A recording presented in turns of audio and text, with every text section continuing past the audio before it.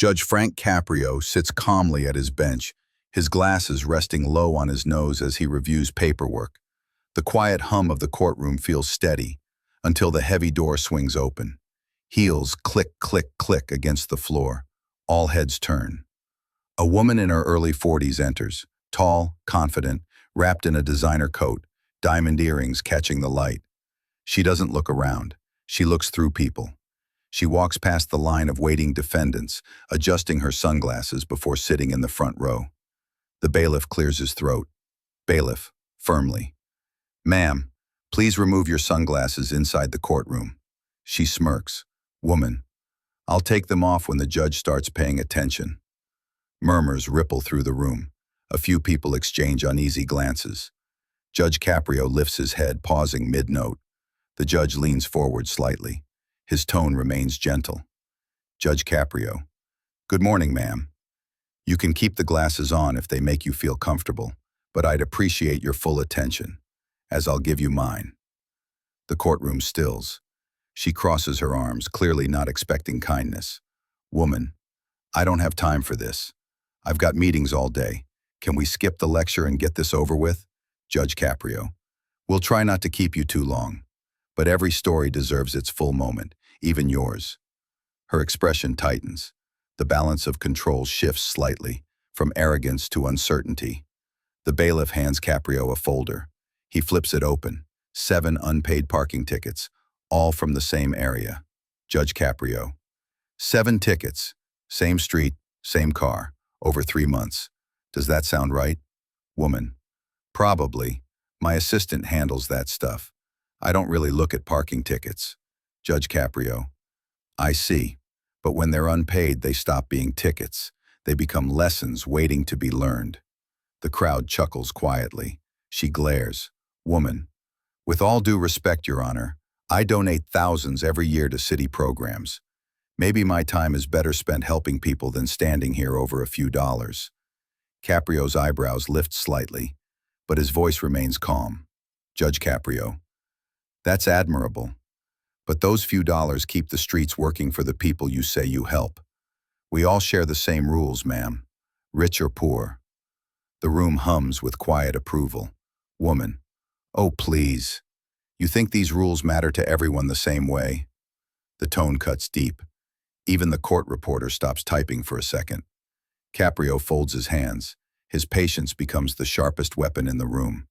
The camera zooms in slowly on Caprio's face, a look of composed strength. He takes a breath before speaking. Judge Caprio, I've sat here for many years, ma'am, and I've seen people cry because they couldn't afford $10. I've seen veterans, single mothers, children, all standing right where you are, and each of them respected this court because it gave them a voice. The woman stiffens. Her arrogance wavers just for a second. Woman, you don't know anything about me. Judge Caprio, that's true, but I know how someone behaves when they're used to being above others. Gasps echo softly through the courtroom. For a long moment, silence. She exhales sharply, the confidence in her voice faltering for the first time. Woman, I don't deserve this humiliation. I came here because I was told to, but if this is about making an example out of me, I won't sit here quietly. Caprio leans forward, voice low but steady. Judge Caprio, this isn't about making an example of you. It's about reminding everyone, including you, that justice doesn't look at bank accounts. It looks at behavior. The tension is thick enough to feel. Every person in the courtroom sits frozen, eyes flicking between them. Judge Caprio, now, shall we begin? He picks up the folder, calmly reading the first violation. The woman swallows hard. Her posture softens. The arrogance is starting to crumble, and something deeper hides behind her eyes. What happened next would remind everyone in that courtroom what true justice really means. The courtroom is silent. The woman adjusts her coat, clearly uncomfortable under the judge's gaze. The air is thick, like everyone's holding their breath, waiting for what comes next. Judge Caprio turns a page slowly, the sound of paper echoing in the quiet room. He reads the first violation. Parking in a no parking zone, downtown Providence. Judge Caprio. Do you remember this ticket? Woman. Like I said, my assistant handles these things. I don't have time to remember every parking spot in this city. Judge Caprio. Then perhaps your assistant should be sitting here instead. The courtroom laughs softly. Caprio doesn't smile. Judge Caprio. You know, ma'am, this court isn't just about tickets. It's about respect for the law and for the people who follow it. Her jaw tightened. Judge Caprio. You're right. A few dollars won't change your life. But that attitude, it's what separates citizens from leaders. Respect isn't about what we can afford to ignore. It's about what we choose to honor. The woman blinks. The crowd murmurs again, nodding quietly. Judge Caprio. You see, this courtroom has seen millionaires, homeless veterans, and single parents. Every one of them has stood right where you are now, but only some walk out having learned something. Her confidence falters, just slightly. Judge Caprio. There's also a note here from the officer who issued the tickets. He said he spoke to you personally once. The woman freezes.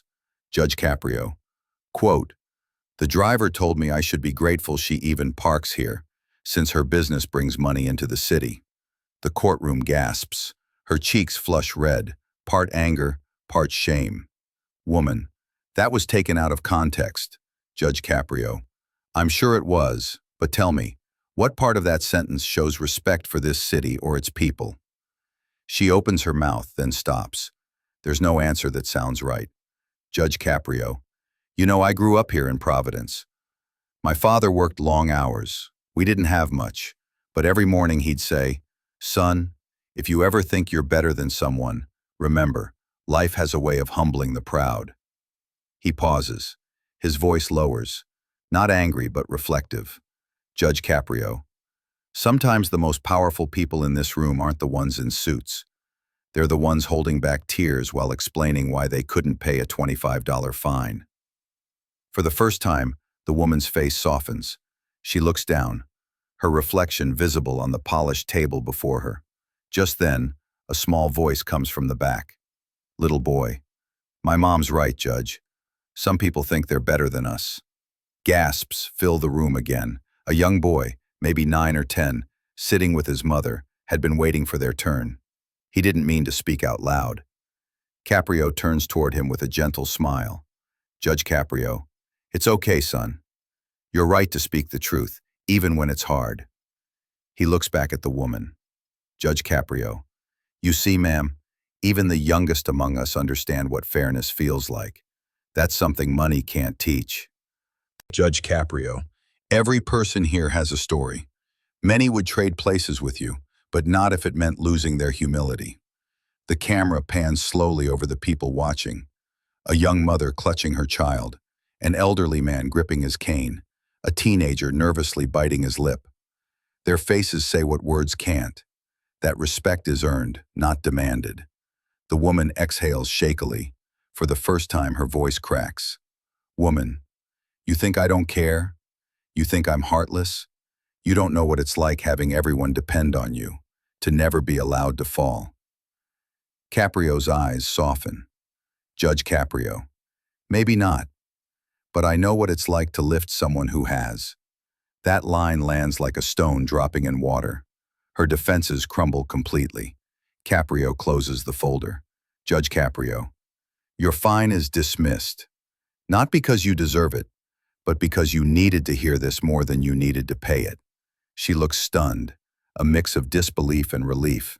Judge Caprio. I hope someday you'll help someone who can't repay you.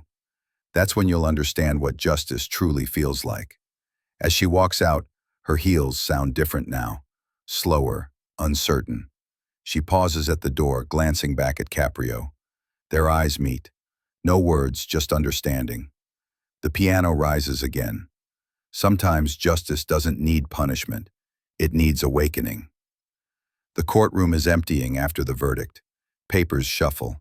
The sound of the door closing echoes softly.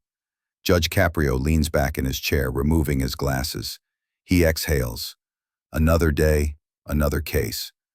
But then, from the corner of his eye, he sees the woman still sitting quietly in the back row. Her once proud posture is gone.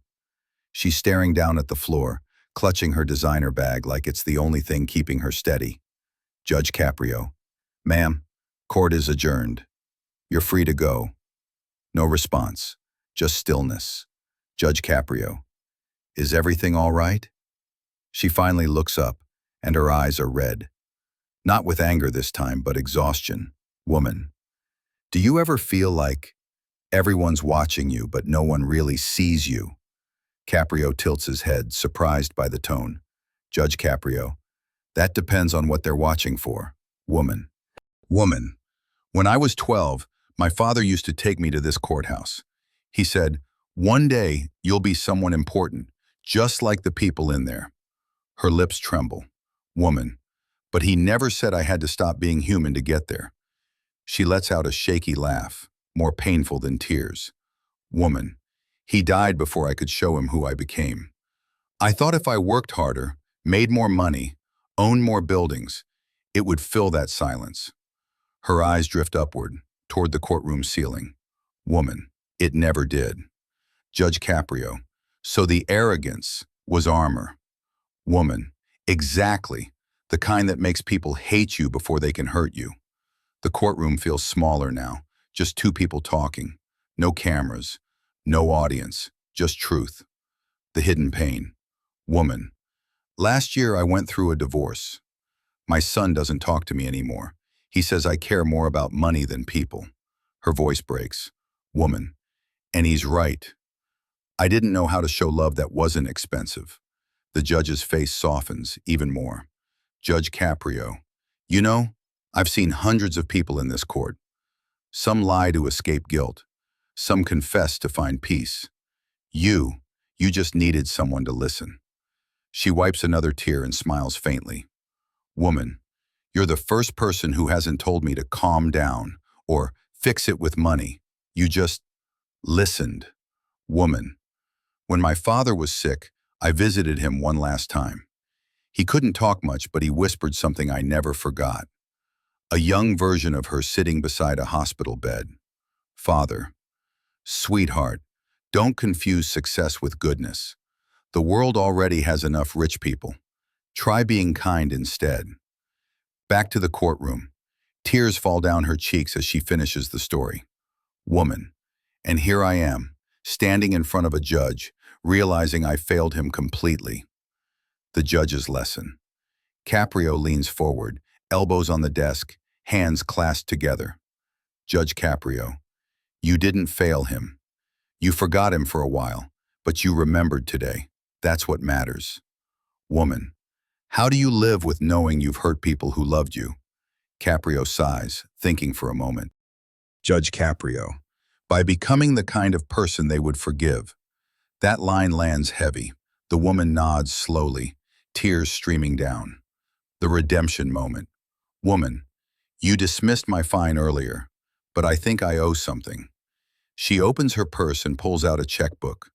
Judge Caprio, money won't help this time. Woman, then let me give something that might.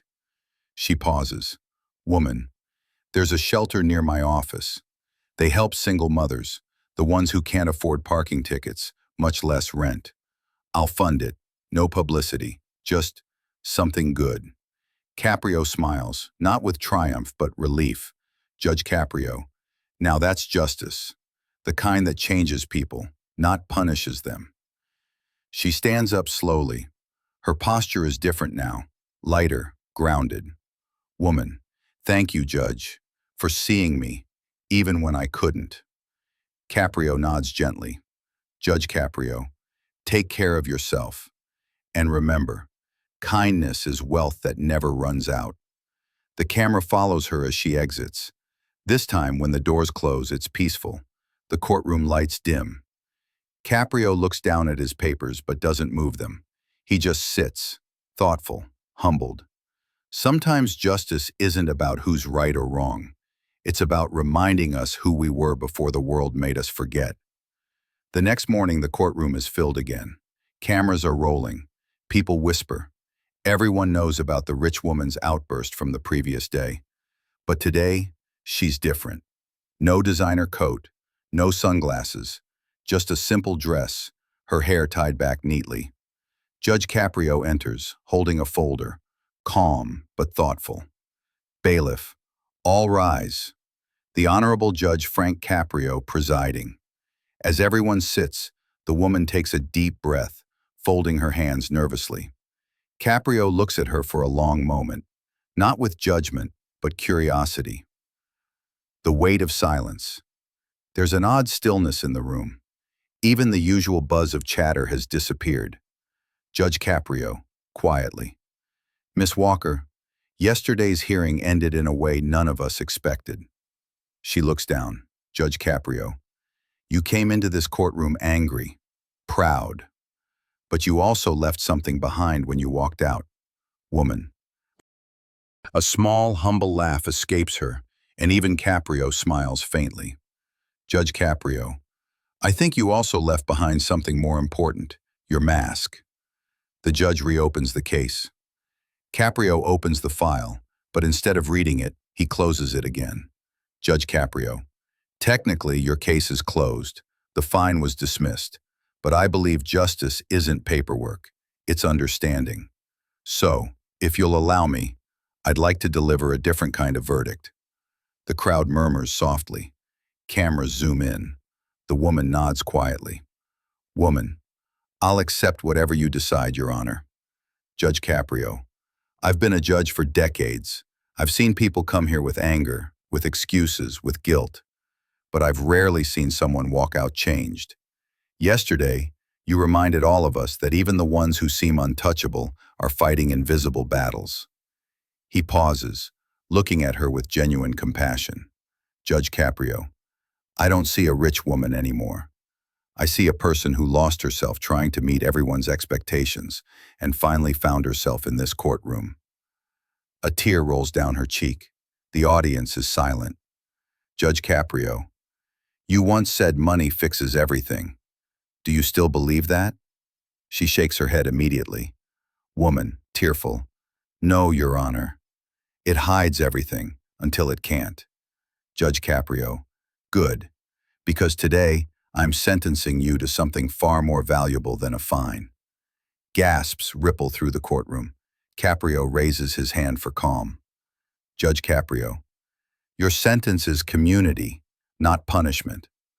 Woman, I don't understand. Caprio gestures gently toward the gallery. Judge Caprio, there's a community center on Elm Street. Every Saturday morning they serve breakfast to underprivileged kids. You'll volunteer there. No cameras, no press, just presence. Real presence. The woman nods, eyes glistening. Judge Caprio, you'll serve meals for 8 weeks. Talk to those children. Listen to their stories. And when you're done, you'll come back here. Not to report to me, but to yourself. Her voice trembles. Woman, that's fair. Kinder than I deserve. Caprio smiles softly. Judge Caprio. The woman nods slowly, holding her breath to keep from crying. Woman, your father must have been a good man. Judge Caprio. He was, and I try every day to live up to his kindness. Woman, quietly. Yesterday I came here thinking I was too good for this courtroom. Today I feel honored just to sit in it. She stands up, voice shaking. Woman, I can't undo the arrogance, but I can start doing something better. Caprio nods approvingly. Judge Caprio, that's all this court ever asks. Not perfection, just reflection. He taps his gavel softly, not in finality, but as a blessing. Judge Caprio, case closed. But the lesson continues. She turns to leave, but halfway to the door she stops, looks back and whispers, barely audible but powerful. Woman, thank you for saving me, Your Honor, from myself. Caprio watches her go, a quiet smile on his face. He looks at the court clerk beside him and says softly, Judge Caprio, every once in a while, justice teaches us too.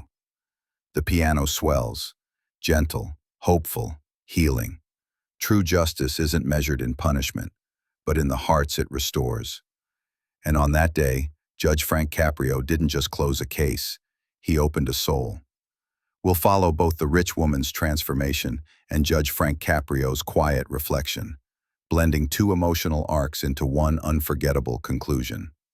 The camera drifts through the quiet streets, soft piano playing in the background. We see a small community center, simple, old, but filled with warmth and laughter. Children are running around, volunteers are serving pancakes, and in the middle of it all stands the same woman who once screamed in a courtroom.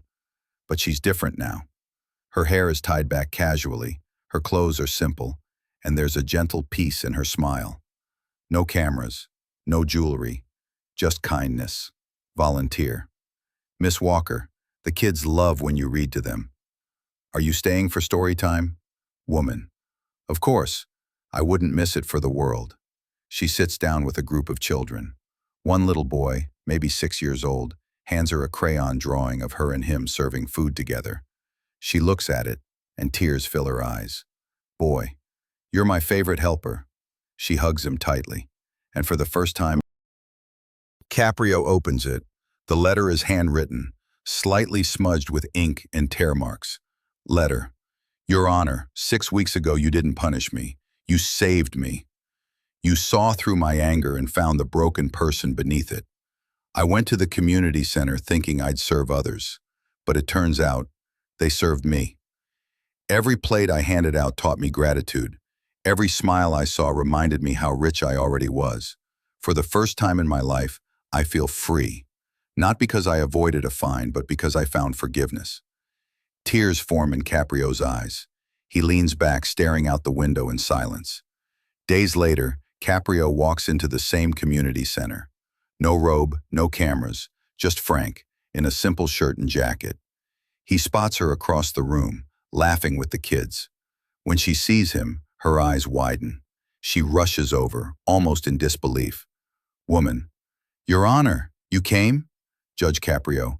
I wanted to see justice in action. They both laugh quietly. Woman. You were right. Serving others. It changes everything. Judge Caprio. It always does. Woman. Softly. I thought justice was about rules and power. But you showed me it's about mercy and understanding. Judge Caprio. Justice without compassion is just law. Compassion gives it life. Woman. I wish I could repay you.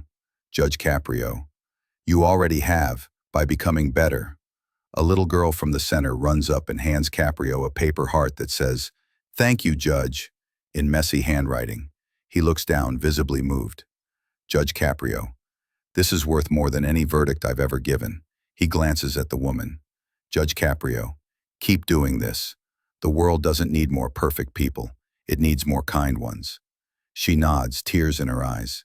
He passes a park where families are playing, and his face lights up with a gentle smile. Judge Caprio. People often think courtrooms are places of punishment, but sometimes they're places of rebirth. Back in his office, Caprio writes a short note and places it in his journal, a collection of personal reflections he's kept over the years. Caprio. Case number 4729. A woman learned that humility is wealth and kindness is freedom. Justice was served, not